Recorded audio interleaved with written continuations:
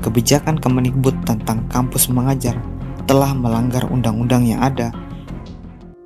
Saran saya untuk Kemendikbud yang terhormat, uang saku 700.000 dan potongan SPP 2.400.000 lebih baik diberikan pada ratusan guru honorer yang kompensasinya sangat-sangat tidak layak.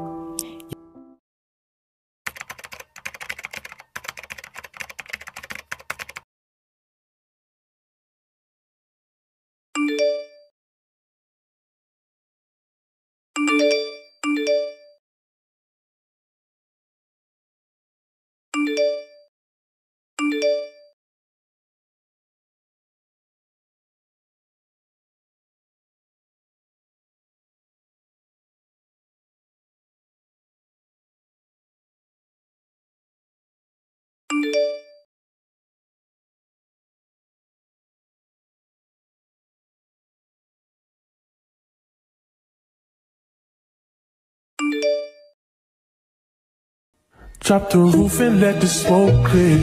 I got diamonds doing twisted slides.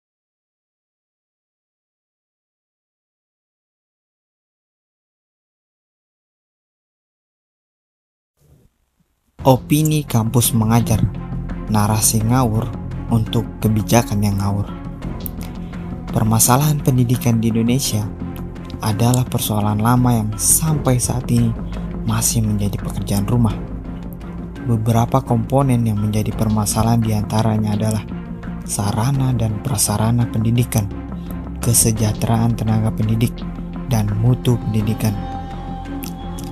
Tahun 2020, sistem pendidikan di Indonesia masih menempati ranking terbawah dunia, bahkan di Asia. Apa yang salah dengan sistem pendidikan di Indonesia? Baru ini pada bulan Februari 2021, dua berita seputar dunia pendidikan di Indonesia sangat menyita perhatian, seperti dua mata koin yang sama. Berita pertama tentang peluncuran kampus mengajar sebagai kelanjutan program Kampus Merdeka. Berita yang kedua tentang seorang guru honorer yang harus dipecat karena mengunggah gaji pertamanya di sosial media. Tidak sampai di situ, yang tidak kalah mengejutkan adalah setelah 4 bulan mengajar, honor yang dibawa pulang hanya Rp700.000. Sangat menyedihkan bukan? Untuk seseorang dengan julukan pahlawan tanpa tanda jasa. Ini hanya satu dari banyak kasus serupa yang belum terlihat atau memang tidak ingin terlihat. Lalu, apa yang salah dengan program kampus mengajar? Simak narasi ini sampai selesai. Program kampus mengajar. Mengutip kata Kemendikbud, program kampus mengajar sangat menarik minat mahasiswa. Dengan benefit yang didapatkan adalah uang saku sebesar Rp700.000 per bulan. Uang saku sebesar Rp700.000 per bulan, bandingkan dengan gaji seorang guru honorer Rp700.000 selama 4 bulan. Kemudian yang kedua, potongan UKT maksimal Rp2.400.000. Sertifikat beserta program kampus mengajar. Kemudian yang keempat, mahasiswa yang menyelesaikan program kampus mengajar akan memperoleh 12 SKS yang merupakan bagian dari 144 SKS persyaratan minimal kelulusan sarjana. 12 minggu mengajar dan 12 SKS pada beberapa jurusan yang memerlukan perhatian penuh pada setiap pertemuannya. Program kampus mengajar terdengar seperti sebuah program yang sangat hebat. Tapi coba kita lihat di mana letak permasalahannya. Tentang kualifikasi, kompetensi, dan sertifikasi guru. Sebagaimana yang diatur pada pasal 8 Undang-Undang Nomor 14 Tahun 2005 tentang guru dan dosen adalah sebagai berikut. Kualifikasi akademik. Kualifikasi akademik diperoleh melalui program pendidikan tinggi, program sarjana, atau program diploma 4. sebagaimana ditegaskan dalam ketentuan pasal 9 Undang-Undang Nomor 14 Tahun 2005 tentang guru dan dosen. Apakah program kampus mengajar memenuhi persyaratan ini? Tentang kualifikasi kompetensi.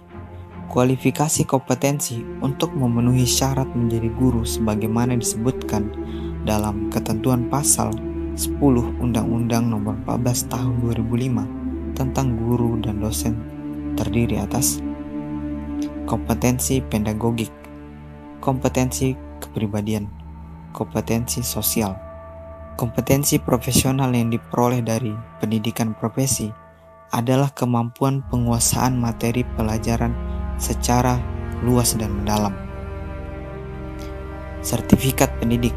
Mengenai sertifikat pendidik diatur dalam ketentuan pasal 11 sampai pasal 12 Undang-Undang Nomor 14 Tahun 2005 tentang guru dan dosen. Sertifikat pendidik diberikan kepada guru yang telah memenuhi persyaratan yang penyelenggaraannya dilaksanakan oleh perguruan tinggi yang memiliki program pengadaan tenaga pendidikan yang terakreditasi dan ditetapkan oleh pemerintah. Apakah program kampus mengajar memenuhi persyaratan di atas? Sertifikasi pendidik dilaksanakan secara objektif, transparan, dan akuntabel. Demikian disebutkan dalam pasal 11 ayat 3 Undang-Undang Nomor 14 Tahun 2005 tentang guru dan dosen. Apakah program kampus mengajar telah sesuai dengan persyaratan di atas? Tanpa mendiskreditkan kualitas mahasiswa, kebijakan Kemendikbud tentang kampus mengajar telah melanggar undang-undang yang ada dan sah di mata hukum. Untuk memperbaiki masalah dalam dunia pendidikan tidak bisa dilakukan dengan langkah instan. Perlu kerjasama dan perencanaan matang oleh semua pihak terkait. Nasib anak bangsa dipertaruhkan pada setiap kebijakan Kemendikbud. Kemudian, terkait berita dipecatnya seorang guru yang mengunggah honornya selama 4 bulan adalah satu dari ratusan ribu masalah yang harus menjadi perhatian Kemendikbud. Dalam Undang-Undang ASN, Undang-Undang Guru, dan Undang-Undang Dosen, tidak dikenal sebutan guru honorer. Lamanya pengangkatan guru dengan status honorer akan menjadi bom waktu yang akan meledak sewaktu-waktu. Masalah kesejahteraan tenaga pendidik harusnya menjadi pekerjaan rumah besar yang harus segera diselesaikan, karena mustahil memperbaiki kualitas pendidikan tanpa memperbaiki kesejahteraan tenaga pendidik. Saran saya untuk Kemendikbud yang terhormat, uang saku 700.000 dan potongan SPP 2.400.000 lebih baik diberikan pada ratusan guru honorer yang kompensasinya sangat-sangat tidak layak, yang hanya diberi label pahlawan tanpa tanda jasa dan diingat kembali setiap tanggal 25 November.